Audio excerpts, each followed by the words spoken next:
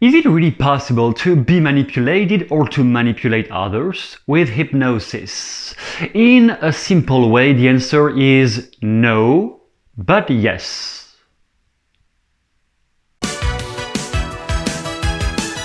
Let's start from the beginning. People have this assumption that hypnosis is about control and manipulation because the only evidence they have when you ask them, okay, how do you know it is control? How do you know people who are hypnotized are being manipulated? How do you know that? Basically, they only have one evidence, that is not even one, but what they think is evidence is when they see those shows on hypnosis on stage or stuff like that in the streets, they see people who look like, and look like is to underline here, who look like they lose control because they are very relaxed. So the basic presupposition is, oh, deeply relaxed means being controlled, which is just a cause and effect that is not verified in any way neurologically, but so those people believe that, oh, hypnosis is manipulative because people lose control because they are relaxed.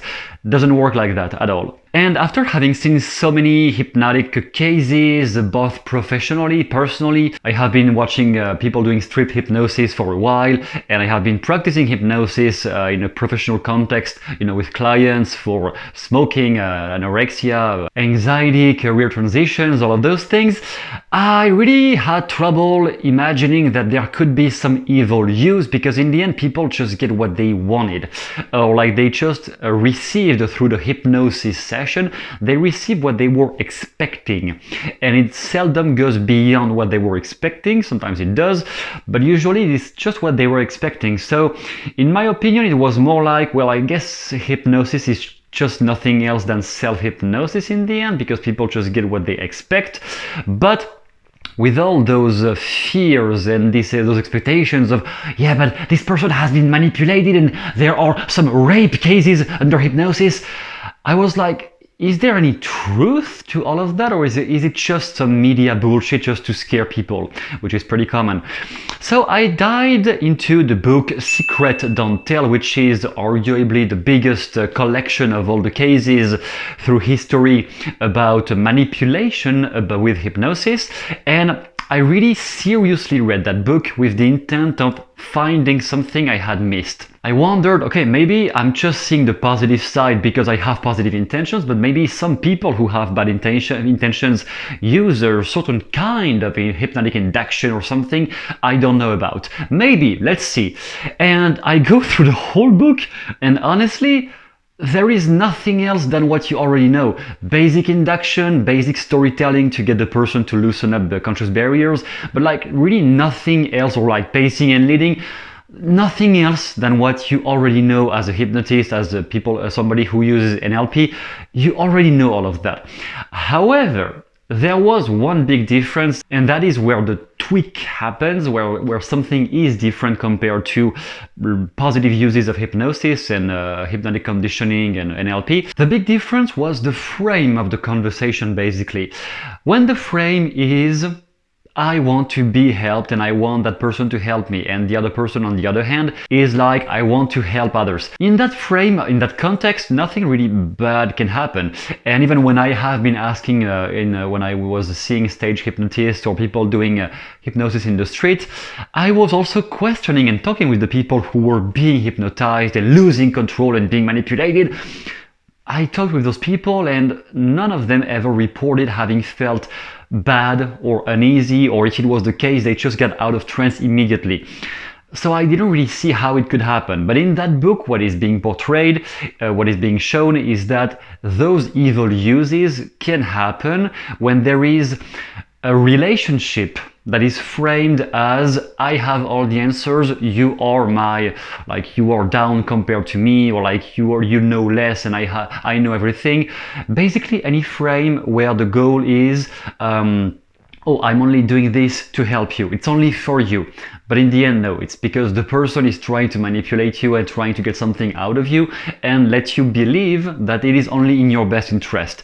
When in the end, no, it is not in your best interest, it is only because they try to get something out of you, either validation or power or money or anything like that. When they try to get an edge over you and use your vulnerabilities to get that edge, then it is something that can be highly manipulative, but it won't really happen to somebody who knows himself or herself well enough to figure out when they feel uneasy, when they feel bad, or when they feel like something negative around somebody else.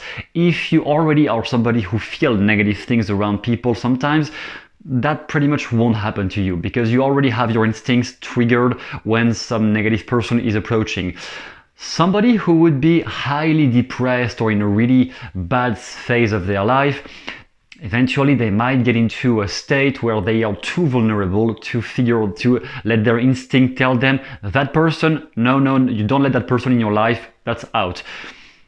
In those contexts, some bad things could happen. Ultimately, the best defense, therefore, I think I found to prevent that is, okay, whenever you have somebody around you in your life, somebody that you put on a pedestal, or somebody that you think, oh, that person has the answers I need. Whenever you think somebody else has the answers or has the best thing you need or could solve all your problems in one day, whenever you think that, just notice, how specifically do I know this person really has all those answers, and how much power am I giving away to that person? Why am I giving so much value to that person? Because those situations, even if in many cases those people won't do any harm to you, but if you attribute too much power, consciously or unconsciously, to somebody who doesn't care about you, who just want to get your money or your validation or get the admiration you have for them, and they want to get more of that admiration, when you encounter somebody like this and who doesn't care about you, if you are in a really bad state, bad things could happen. And even then, I wouldn't necessarily condemn those people, with a very few minor cases of extremely evil people, but even evil is kind of a judgment. Some people who are evil think they are doing good anyway, so I don't really see the world as something as simple as bad and good. I don't think it is works like that. I think it is more different phases of life and different cultures. What can be normal in one culture may not be normal in another one.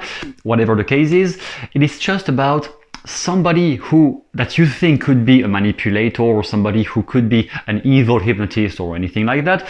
Somebody like that is most likely wounded and tries to get something out of you because they don't have it themselves. So they try to get your admiration, your love, your validation, the power you are giving to them, or like the compliments you are giving to them, or like the admiration you give them through your looks, like, oh yeah, you're so great, you're so great. Maybe they crave for that because they have a void inside themselves, and they try to fill that void with you, or with your money if they are broke, or whatever the case is. In none of those cases would I say, oh, they are bad people. They are just broken people in the end. So would you be scared of a broken person? I'm not scared of a broken person. I'm just may eventually trying to help if they are asking for help eventually. Or maybe I would just say, leave, goodbye. And what stops you from just saying that, basically? Those people that you think are highly manipulative, or those people, what prevents you from just getting out of those situations specifically? You are trapped. How? Like you're handcuffed physically? Like you have a bag, have ropes around you? I guess no. So what specifically cause you to feel forced to obey somebody? Because I can assure you the power is within you. It is within your control. Maybe you think you don't have control, but you do.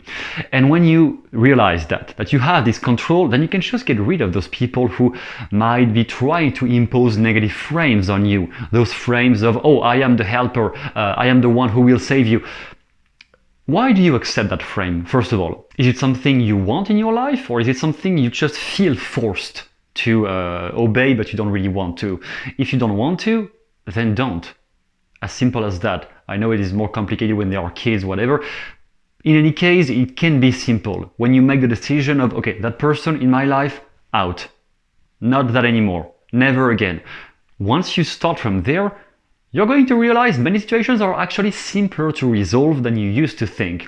And if you want to elaborate more on that, on how frame control works and how to help others getting out of bad frames as the therapist, as the coach, as the person who will help in a positive way and not in a manipulative way, but in a positive way, if you want to develop your skills with that, helping others getting out of toxic relationships or helping others to get more control over their lives, your clients, your people you help in therapy, you have a method down below that will help you doing just that, figuring out, okay, which frame is there in the conversation when I am talking to people who want to be helped, and how to frame their mind so that they get more power from within by themselves, even without me. The goal is not to be the person who will be responsible for their change. The goal is to, as the therapist, is to be the person who will give a few keys, and then they will use those keys by themselves. You're not the helper, you're just a random vacation partner. You're somebody they go on vacation with, and you give some keys, some helpful tips during the vacation, during the seminar, and then they use that by themselves. It is a much healthier frame than, oh, I am the guru. Nobody is the guru. People who think they are gurus are just wounded or weak inside, and they try to get the validation of people who give them money or love or all of those things.